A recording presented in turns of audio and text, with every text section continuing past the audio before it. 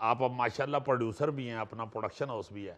आपने कभी वो नानी अम्मा की कहानियों में से कोई आपने कभी कोई किसी का ड्रामा बनाने की कोशिश नहीं की? नहीं, नानी अम्मा की नहीं, नाना की मैंने बनाई। उनके ड्रामों पे मैंने बेस्ड एक सीरीज़ की थी 10 एपिसोड्स की, क्योंकि मेरे नाना का कमाल ये था, बहुत कम राइटर्स हैं जो कॉमेडी भी उतनी अच्छी लिखते हैं जितनी ट्रेजेडी लिख लेते हैं। क्या बात है। इसी तरह हॉरर, मिस्ट्री, मुख्तलिफ जॉनराज में लिख लेते थे। तो मुझे बड़ा इंटरेस्ट हुआ कि उनकी कोई चीज़ बनाई जाए। लेकिन नानी का आप कह रहे हैं, मुझे ख्याल बहुत आता है और मेरी बड़ी ख्वाहिश है कि मैं किसी दिन बनाऊं, क्योंकि उनके लिखने का अंदाज़ जो है ना, वो ख़ास तौर पे आजकल के की टेक्निकल और वीएफएक्स फैसिलिटीज़ के साथ, विजुअल इफ़ेक्ट के साथ बहुत ही अच्छी बनाई जा सकती है। क्यों? क्योंकि उनके लिए ना, अगर दरख्त के पत्ते हैं वो ज़रूरी नहीं है हरे हों, वो उनके लिए फिरोज़े हो सकते हैं, उसका तना नारंगी हो सकता है। तो आजकल के दौर में देखें, इस विजुअल इफेक्ट्स के दौर में, कि अब तो चीज़ क्या बन सकती है। बादलों को जिस तरह डिफ़ाइन करती हैं, जिस तरह सहराओं को, पानी को, इंसानों को जिस तरह डिफ़ाइन करती हैं, वो एक अमेजिंग चीज़ है। तो वो माहौल अगर तो क्रिएट कर सका मैं, तो मैं चाहूँगा मैं बनाऊँ किसी। तो खत भी लिखा था ना एक दरख्तों के पत्तों के लिए, तो बारिश नहीं हुई तो पत्ते जो हैं वो मैले हो गए हैं। बिल्कुल बिल्कुल, और उन्होंने प्रोबेबली चीफ मिनिस्टर को ये चिट्ठी लिखी थी कि आप इसका कुछ कीजिए कि दरख्तों के पत्ते जो हैं वो मैले हो गए हैं। डीप ऑब्जर्वेशन है। तो बारिश नहीं हो पा रही, तो आप कोई फायर ब्रिगेड या कुछ ऐसा कुछ हो जो दरख्तों को नहलाए आके। नेचर से ना उनको बेहद प्यार था, बेहद प्यार था। अच्छा, आप दोनों में एक चीज मैं देख रहा हूँ, सोच रहा हूँ कि वसीम अब्बास साहब जैसे अनायत हुसैन भट्टी साहब एक बहुत बड़ा नाम फिल्म के हवाले से और सिंगिंग में। बिल्कुल बिल्कुल। सिंगिंग जो है, ये अमानत के जो वालिद मोहतरम, अल्लाह पाला उनको भी जन्नतुल फिरदौस में फरमाए रब, वो म्यूजिक के बड़े बड़े लोग थे, म्यूजिक के बड़े आदमी, बुजुर्ग जो सही जानने वाले। तो ये अक्सर सुनाता है कि अपने अब्बू की बात ना एहसन भट्टी साहब के हवाले से जो कहा करते थे जी जी, कि भट्टी साहब कहाँ गाते हैं, ये मतलब सबसे ऊंचा गाते हैं, ऊंचा स्केल जो है, मतलब यहाँ तक कोई गा नहीं सकता। इस स्केल पे और कोई नहीं गा सकता स्वाय भट्टी साहब के। आपने फिल्म की तरफ भी वो तवज्जो नहीं दी, जैसे एक बहुत बड़ा आपका अपना अदारा भट्टी पिक्चर्स, उस बहुत मशहूर, और वालिद साहब बहुत बड़े हीरो, सुपर हिट फिल्में, और फिर गुलूकारी भी अरूज पे।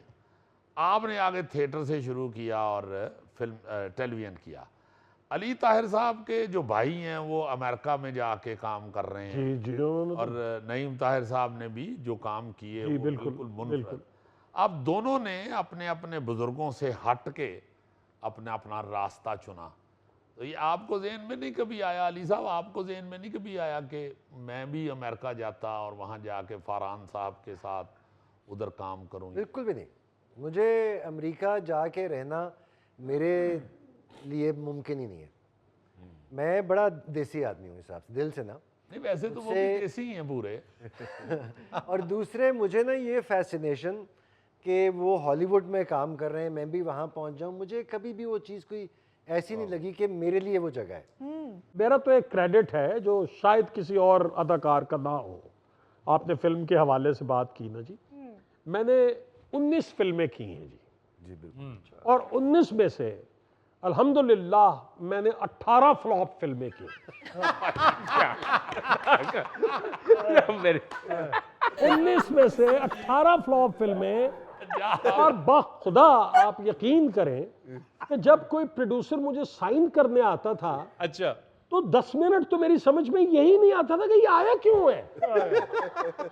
ये अभी पिछले जुमे तो मेरी फिल्म फेल हुई है, तो फिर आ गया साइन करने के लिए यार। तो उसके बाद मैंने ये सोचा कि यार ये मेरी जगह नहीं है, this is not my piece of cake, मेरा काम ही नहीं है ये।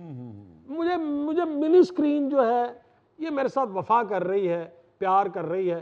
पैसे अब अल्लाह ताला ने मेहरबानी की थी, हम स्टेज से कमा लिया करते थे, और थिएटर में भी, और थिएटर में हमारा गोल्डन पीरियड। अब आबिद कश्मीरी साहब की बात अगर हम ना करें तो बड़ी ज्यादती हो। आबिद कश्मीरी साहब जी हमारे एक आर्टिस्ट, गुल्लू बादशाह, हाँ जी, बड़े फेमस अपने जमाने के, वो उनका अपना ही एक अंदाज था। बिल्कुल।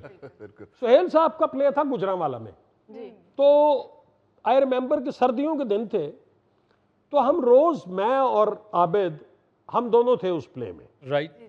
तो हम दोनों गुजरांवाला जाते थे और शो खत्म करके हम वापस आ जाते थे। अच्छा कोई बहुत लंबा सफर तो था नहीं। जी। तो गाड़ी मैं ड्राइव कर रहा होता था, वो साथ बैठता था। अब मैं गाड़ी ड्राइव कर रहा हूं और ये उस जमाने में हम जाते थे ये रावी की तरफ से ही। सही।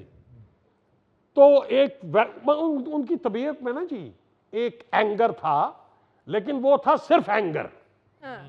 अगर सामने वाले ने कुछ किया है तो वो एकदम वो जैसे पंजाबी में हम कहते हैं ना, थोम हो जाते हैं। तो वो एक वैगन वाला, आपको पता है, मतलब वो अच्छा वो देख रहा है हमें, हम दोनों टेलीविजन पे काम करने वाले लोग थे। जी। तो उसने कोई इशारे विशारे किए गए, तो उसको कहता है कि चल है, चल चल गए। तो उसको गुस्सा आ गया। अब हम दोनों यूं साथ जा रहे हैं, तो उसको कहता है वैगन ला आगे।